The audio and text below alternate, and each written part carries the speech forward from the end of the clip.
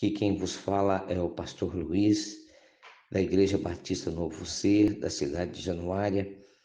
E é um prazer estar aqui com você neste momento para contemplarmos da palavra de Deus.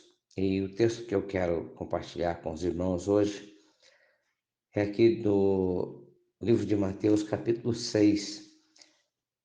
Nós começamos já há alguns dias falando sobre a oração, começando no versículo 5. Hoje nós vamos falar no versículo 7, que diz assim: E quando orarem, não fiquem sempre repetindo a mesma coisa, como fazem os pagãos.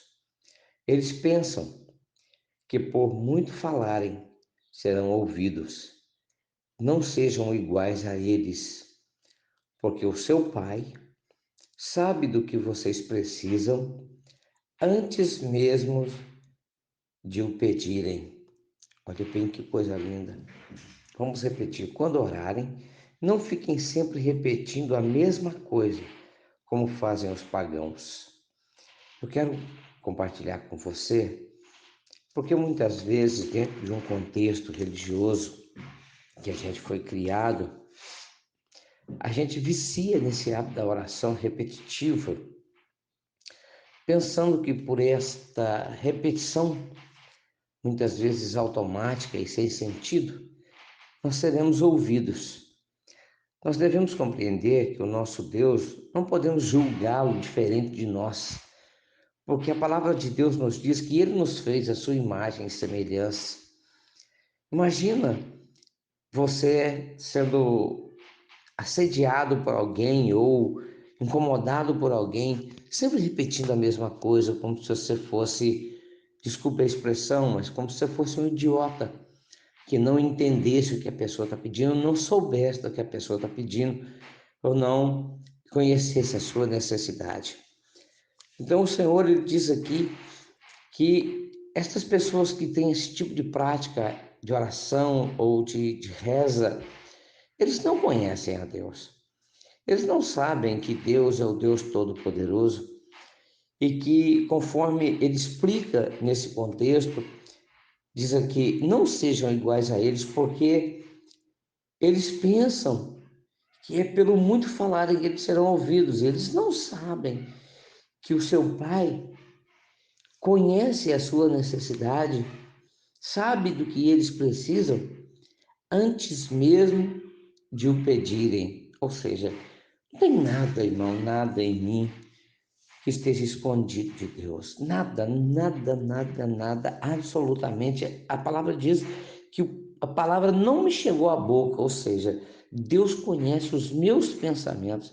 Antes que eu possa formular uma palavra, o Senhor já sabe. Então, nós, na verdade, talvez poderíamos até perguntar assim: então para que orar? Não é? Então para que orar?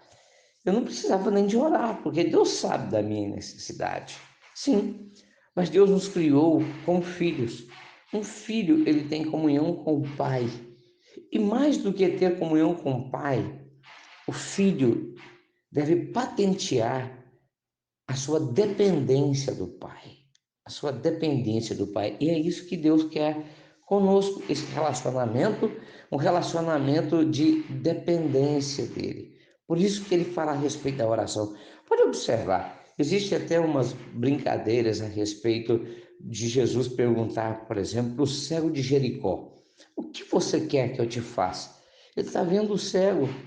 Obviamente, o cego estava indo até ele para que ele pudesse ver. Jesus pergunta para ele: o que você quer que eu te faça? Não é? Todos Jesus perguntam. É necessário que a gente formule, é necessário que a gente patenteie, é necessário que a gente coloque diante de Deus a nossa necessidade. Para quê? Para que Ele supra a nossa necessidade. Mas nós não devemos pensar que Ele é uma pessoa que não conhece, né? E ficarmos então como quem não conhece a Deus, usando a palavra diz de vãs repetições. Mas Deus diz assim: o que eu fico maravilhado nessa palavra é que desde o início Jesus Ele diz assim, olha, lá no versículo 5, versículo 6, que nós já compartilhamos ontem, diz assim, e quando vocês orarem, não seja como os hipócritas gostam de ficar orando em pé, nas sinagogas, nas esquinas, a fim de serem vistos pelos outros. Eu lhes asseguro que eles já receberam sua plena recompensa. Mas quando você orar, vá para o seu quarto, feche a sua porta e ore a seu Pai. Orar a seu Pai, não é?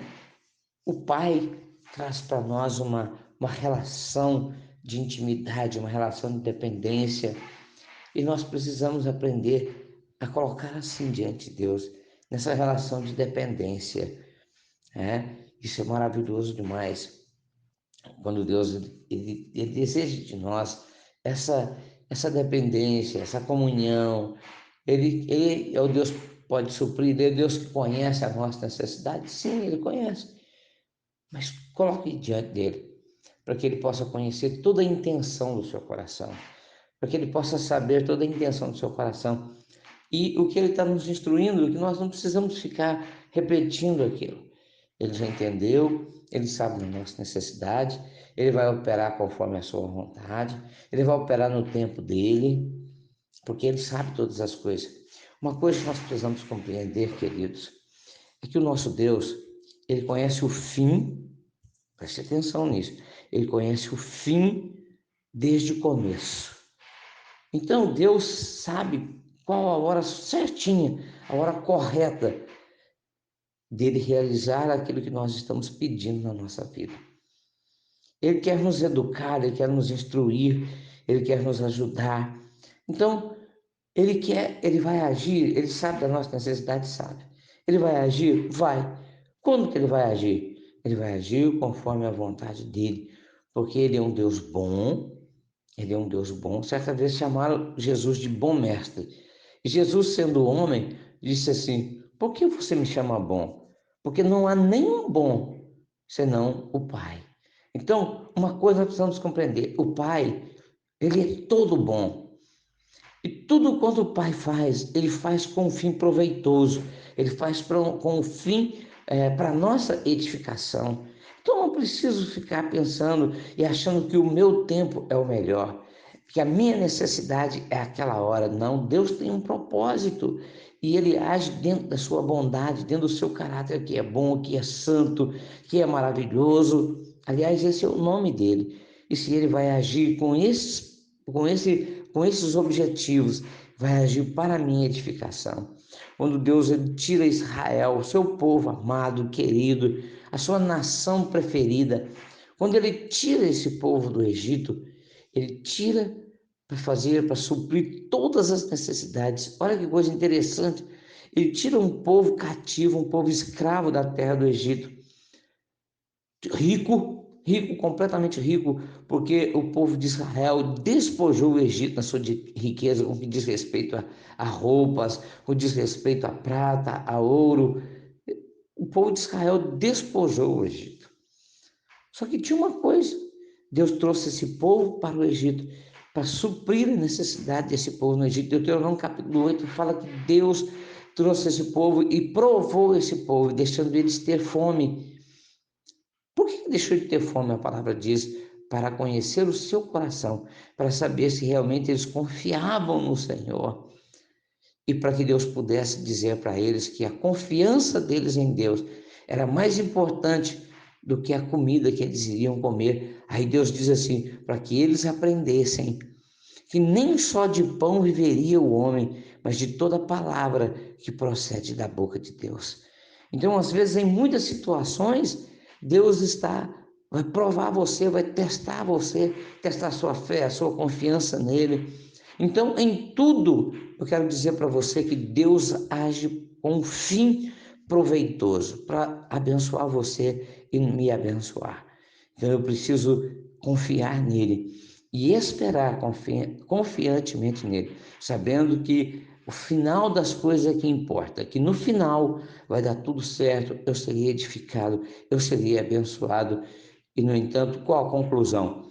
Que tudo vai ficar melhor do que eu imaginava, porque ele é o Deus que está no controle de todas as coisas, e ele diz que me ama, e me diz que me ama com amor de pai. E se você é pai, você que está me ouvindo é pai, você sabe que você ama seu filho com toda a força do seu coração e que em tudo você quer para o seu filho melhor. Ainda que seu filho tenha uma necessidade de uma coisa, você não dê para ele naquele exato momento, é porque você sabe o exato momento de dar a ele aquilo que ele precisa.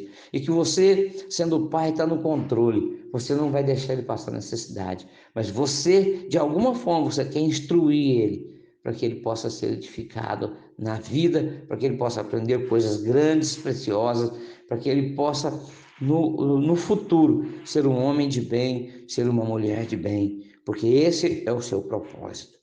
Então eu quero dizer isso para você, que você confie no Senhor, que você não precisa ficar usando de vossas petições, pelo contrário, você precisa pedir? Precisa. Você precisa colocar diante dele sua necessidade? Precisa. Porque ele perguntou até o cego de Jericó: o que você quer que eu te faça? E o cego disse: eu quero ver. E ele então fez com que o cego visse. Né? Tem uma tradução, um momento que o Senhor disse para um cego: simplesmente assim, então veja. E ele passou a ver. Amém? Então, que você seja edificado com essa palavra, que você possa elaborar dentro dessas 3 mensagens que passei para você nesses dias, um momento de oração eficaz, que você possa receber de Deus tudo aquilo que Ele tem para você.